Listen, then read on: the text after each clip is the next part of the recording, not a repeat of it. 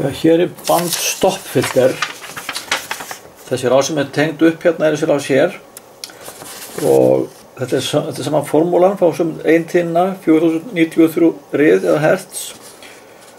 Og þá sem sagt kenningin svona, þá fáum við lága tíðni auðveldlega í gegn, háa tíðni auðveldlega í gegn, en eigin tíðnin hún stoppar. Og þessi rás getur líka verið tengt upp svona. Þetta er sami karakterinn. Við kíkja eins á skópinu. Sjá nú til. Þetta hér er eigin tíðnin, kringum rúm 4000 rið. Nú lækka í tíðnina. Sjáum við þá hvað eykst mikið út.